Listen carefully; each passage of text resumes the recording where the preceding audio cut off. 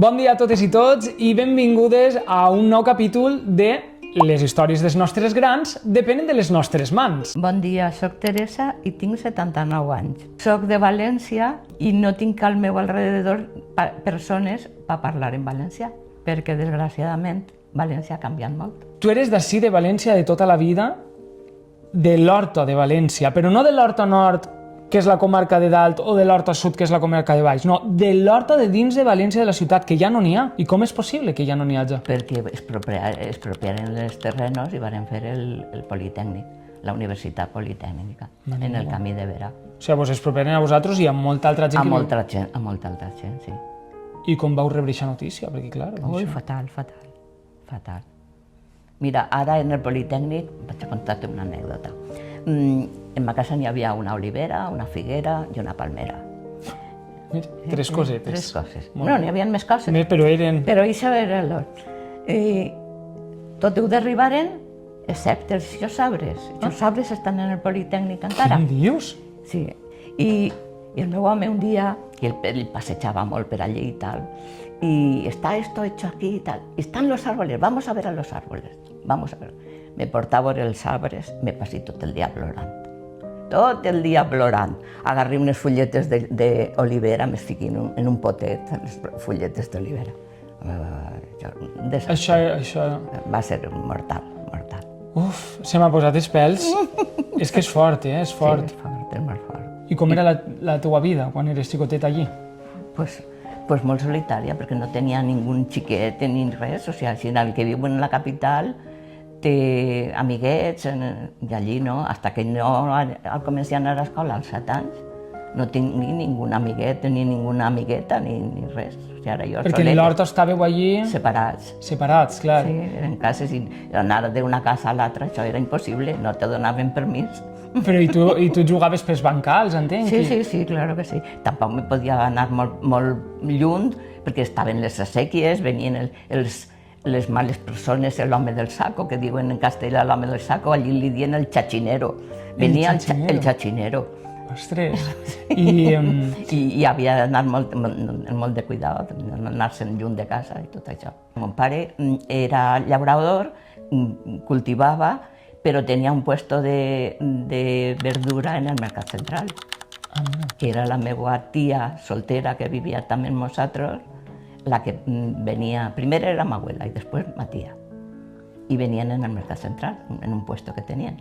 I les verdures eren totes de l'horta, tot el que cultivava mon pare ho portaven a vendre. Sí, era també una miqueta la cultura eixa de l'aprofitament, de tot el que et dona la terra és el que aprofites per a dinar i per a... Sí. Perquè quins plats recordes de la teva infància? Ui, els mateixos que seguís jo fent, l'arròs en bledes, el puchero,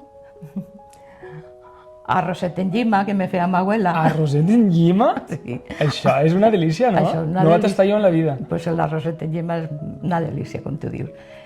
Era un sofregit de llonganissa i en el caldo del puchero se feia l'arròs. I seguís jo fent-lo. Molt bé. Tu parles valencià, però malauradament no el vas a poder aprendre a l'escola. Com va ser això? Perquè entonces en el franquisme no se podia parlar valencià. En l'any 60 jo vingué a treballar a una pastisseria que n'hi havia en Russafa, sí, i que se deia Escrivà. I allí tots érem, les dependentes érem totes de l'horta, perquè quasi totes érem de l'horta, eren companyeres meves d'escola i de vivienda. Però parlàvem en castellà, perquè tots parlàvem en castellà. Els dueños eren de... D'on eren els dueños, senyor? Bueno, de la Ribera. De la Ribera, els escribas eren de la Ribera. I parlaven valencià entre ells, però els demés en castellà, parlaven en castellà. Estàvem en la capital, clar. Era com ja era el canvi de mentalitat. Era un molde que a la capital era parlar en castellà. Ja veus. I tu, clar, en aquells anys, quan treballaves a la pastisseria, que vivies encara en l'horta? Sí. I de l'horta a la pastisseria, com arribaves? En el trenet del Pont de Fusta, que dirien el trenet del Pont de Fusta. I com eren... És el tramvia, ara el tramvia, clar. La mateixa línia és el tramvia. I els paisatges? En eixe viatge... Camps, eren tots camps.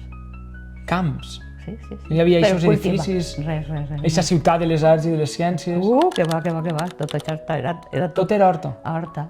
Y allí alrededor, y el río entonces, aunque pasaba por ahí, pero era el río entonces. Doncs moltíssimes gràcies, Teresa. Crec que el teu testimoni deixa molt clar quin és el procés que estem vivint avui en dia encara en moltes ciutats. Cada vegada va a més. Evidentment, al ser la capital València és com a que ha sigut la primera ciutat en patir com les desgràcies del franquisme i tot, però és que la realitat és que han passat 50 anys, 60 anys, 70 anys i seguim així.